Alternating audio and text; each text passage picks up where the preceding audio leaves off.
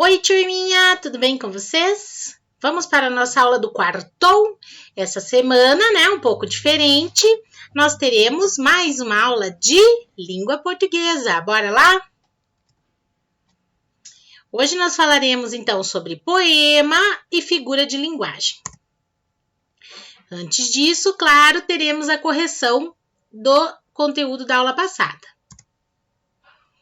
Nós trabalhamos na aula passada coesão, pronomes e sinônimos, né? Então, eu vou reler o trecho aqui, tá? É preciso dizer que as pedras não ficam no organismo desses animais para sempre. Eles é quem determinam quanto tempo devem ficar controlando a quantidade delas em seu estômago. A palavra eles refere-se a quê, pessoal? Animais, né? Eles é que determinam quanto tempo, então animais. A palavra delas refere-se a quê? Pedras, né? Ó, determinam quanto tempo devem ficar controlando a quantidade delas em seu estômago, tá bom? Vamos pro próximo. Releia esse trecho do parágrafo e observe a palavra em destaque. Então, aqui, ó. Mas não pensem que os bichos engolem qualquer pedra que vem pela frente. Eles escolhem com muito cuidado as que vão para a sua barriga. Valem as mais lisinhas e bem arredondadas. Dessa forma, ao serem engolidas, elas não os machucam por dentro. Mais do que uma mania, engolir pedras é uma maneira natural que os animais encontraram para garantir seu bem-estar. Letra A. Na palavra...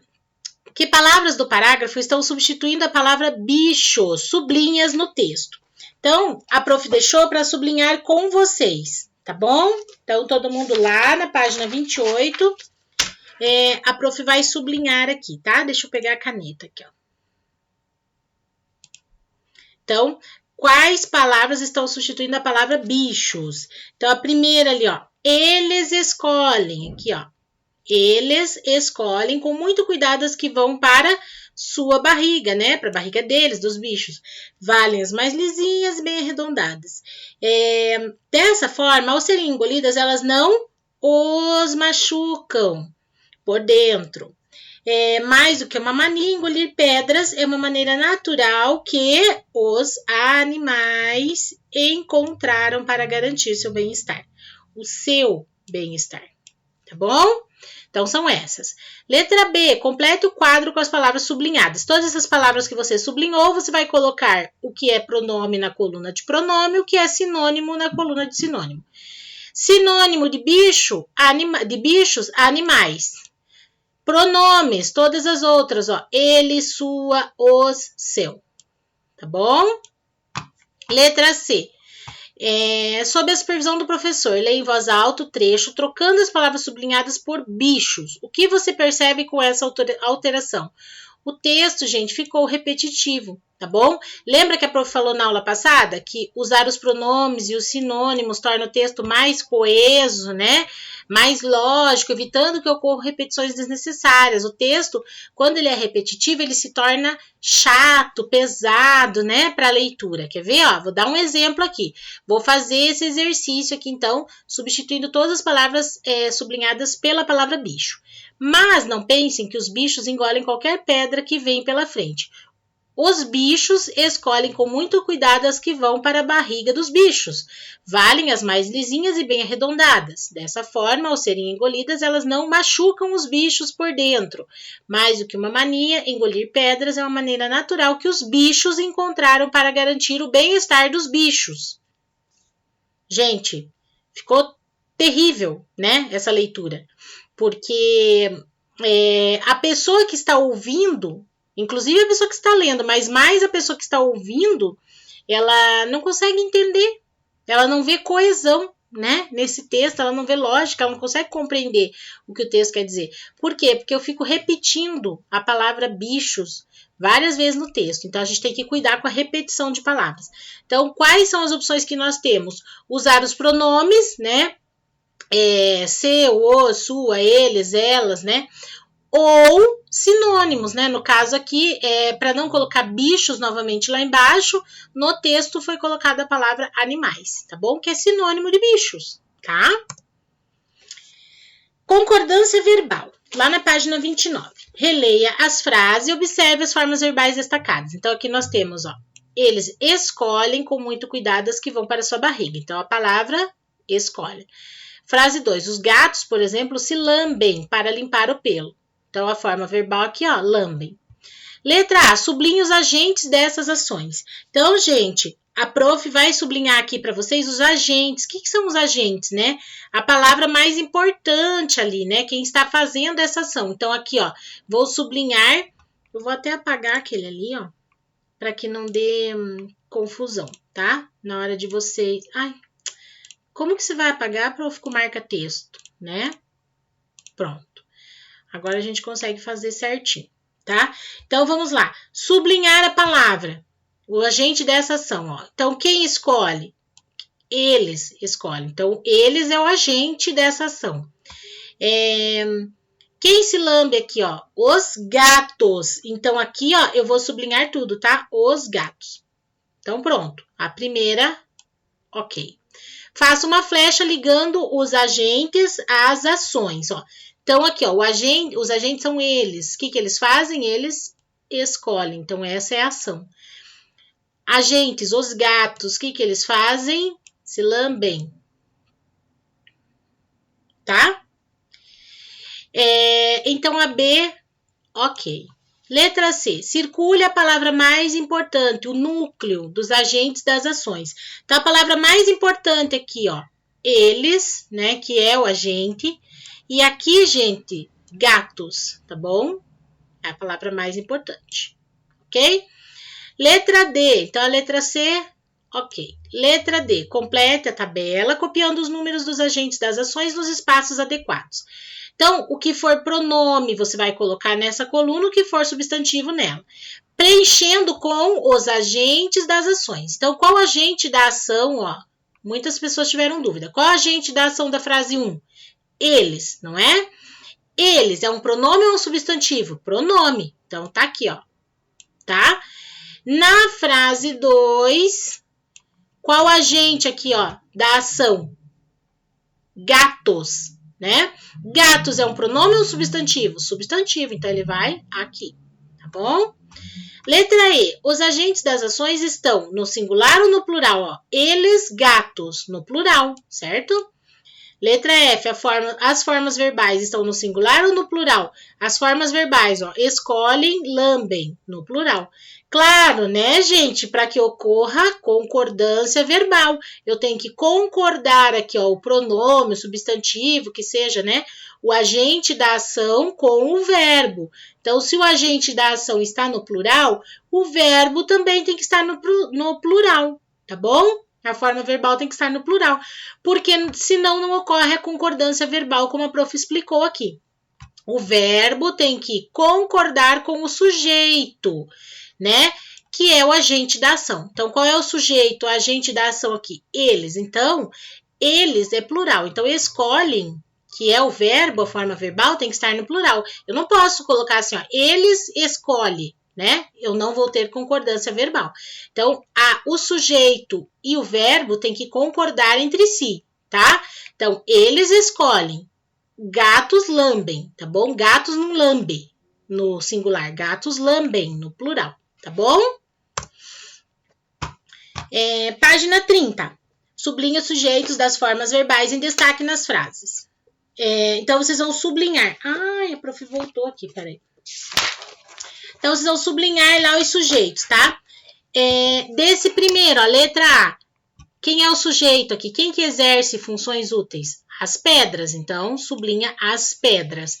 É dentro desse órgão que elas ficam. Quem fica? Elas ficam. Então, elas, né? O sujeito ali da forma verbal é a palavra elas. Letra C. Mas não pensem que os bichos engolem. Quem engole? Os bichos, tá? Então, o sujeito, os bichos. Letra D. Eles escolhem com muito cuidado. Quem escolhe? Eles, tá bom? Então, não é difícil, tá, pessoal? Então, já sublinhamos todos. Número 3. Reescreva as frases acrescentando as formas verbais correspondentes. Lembra que vocês tinham que reescrever a frase toda, tá? Os pais dedicados se preocupa ou preocupam? Os pais dedicados se preocupam. Por quê? Porque sujeitos são os pais que se preocupam. Plural, plural. Tá bom? Ó, que ocorra concordância, tá? Então, se o sujeito é misericórdia, se o sujeito é plural, P de plural, tá?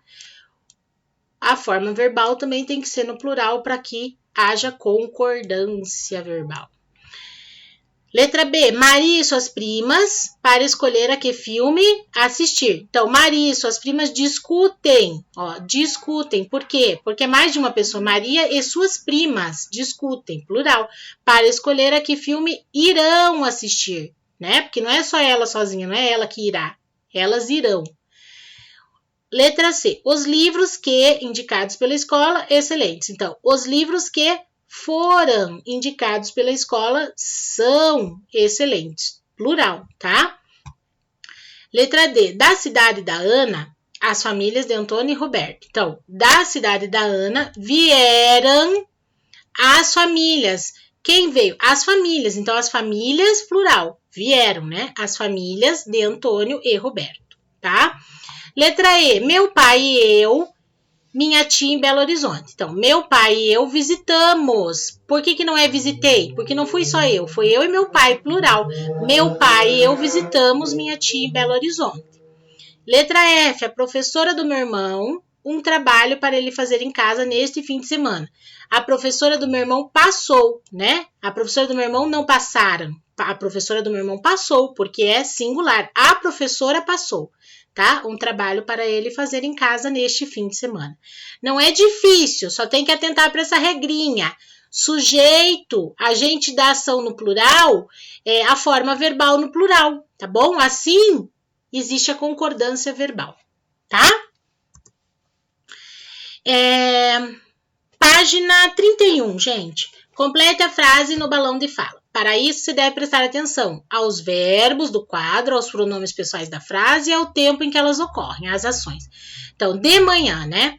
Olha lá, de manhã, quando telefonei, né? Foi de manhã, quando telefonei, do verbo telefonar, para o João, ele disse, do verbo dizer, que o Arthur e você estudaram a matéria ontem, do verbo estudar. Beleza?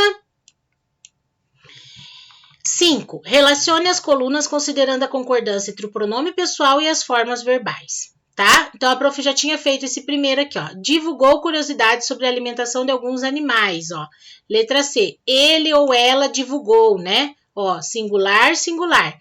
Fiz o bolo de chocolate. Letra A. Eu fiz. Kelly e Ana, ó. Letra F. Elas, né? Estudam. Viste o resultado da falta de cidadania? Olha o que a prof fez lá, aquele risco. Nada a ver, hein, prof? Pronto.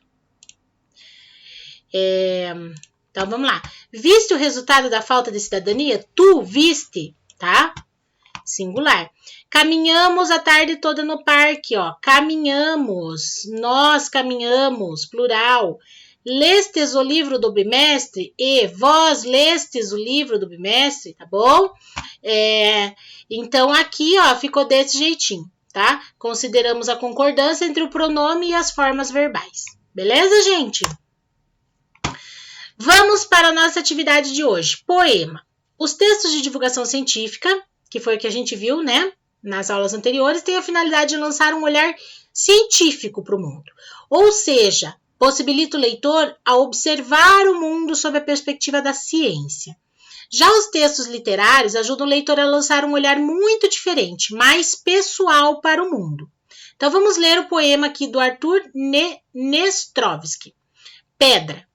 A pedra está sempre ali, no meio do caminho. Nem ela sabe se estava lá e fizeram o caminho ao redor, ou se fizeram o caminho e ela apareceu depois. Não tem a menor importância, porque o negócio da pedra é ficar. Pedra não reclama de nada. Pedra não faz mal a ninguém. É diferente quando alguém joga uma pedra, mas a pedra não tem culpa. As pedras se entendem muito bem.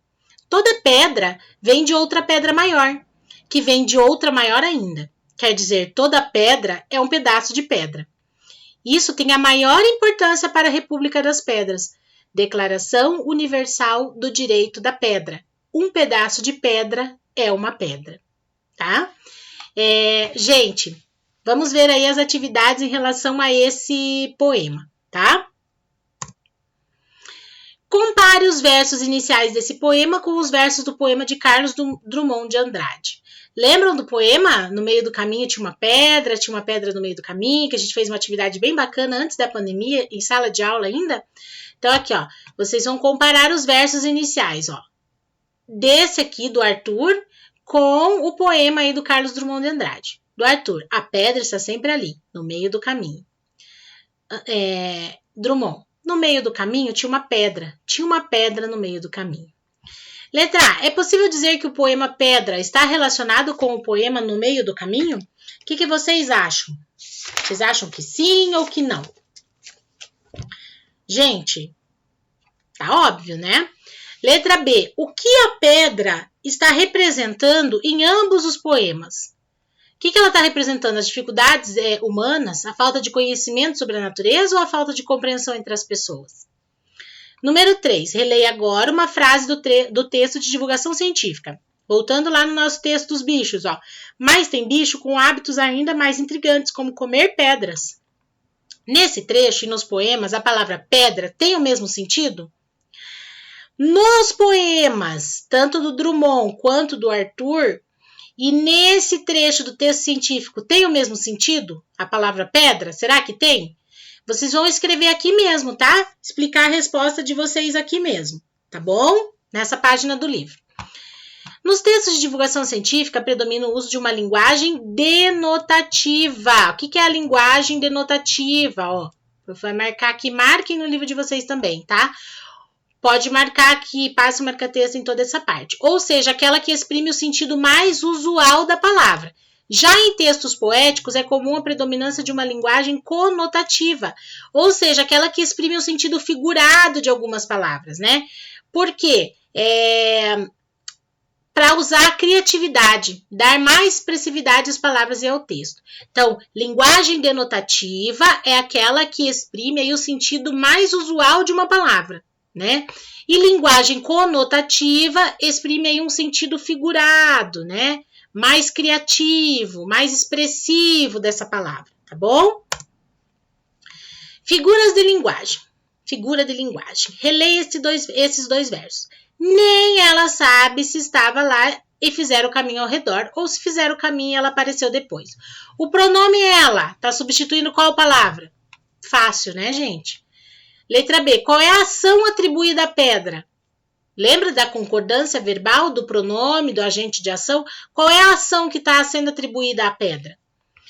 Figuras de linguagem são recursos utilizados para explorar a linguagem de maneira expressiva e criativa. Um tipo de figura de linguagem é a personificação. É um recurso que consiste em atribuir características humanas a seres inanimados. Então, por exemplo, aqui, ó, as pedras se entendem muito bem. Isso aqui é um exemplo de personificação. Por quê? Porque eu estou colocando aí sentimentos, né? Estou colocando expressões, sentimentos de seres humanos num ser inanimado, que é uma pedra, né? Num objeto. Elas se entendem muito bem. Como é que as pedras se entendem, né? Então, esse tipo de figura de linguagem, personificação, é muito usado aí em contos literários, tá bom? Número 5, pesquise poemas em que consta o recurso da personificação. Então, vocês vão copiar aí algum poema que tenha esse recurso, ó, de personificação, tá bom? Que é atribuir características humanas a seres que não são humanos, inanimados, né? Letra B, registre o título do poema e o nome do autor. Então, aqui vocês vão pesquisar e copiar os versos, tá? E aqui vocês vão registrar o título do poema que vocês pesquisaram e o nome do autor, tá? Foco na leitura. Outro texto de divulgação científica aqui, ó. Como funciona a mumificação natural? Então, vocês vão fazer a leitura, tá? Dessa história da mumificação natural. Como é um texto de divulgação científica, é claro que é baseado aí em questões científicas relacionadas à mumificação. Tá bom? Então, vocês vão ler com bastante calma, aqui que é um textinho longo, para a prof não estender demais a aula, tá bom? E vocês possam ler aí com bastante calma esse texto. Depois, vocês vão responder as questões. Qual é o assunto do texto? Tá fácil. Qual é a finalidade desse texto? Expor informações sobre a mumificação natural, defender uma opinião sobre as melhores formas de mumificação ou narrar o processo de mumificação? Número 4, releia o primeiro parágrafo e assinale as alternativas verdadeiras. Então, vão lá no primeiro parágrafo, né? Ó, o primeiro parágrafo tá aqui, ó. Começa aqui e termina aqui, tá?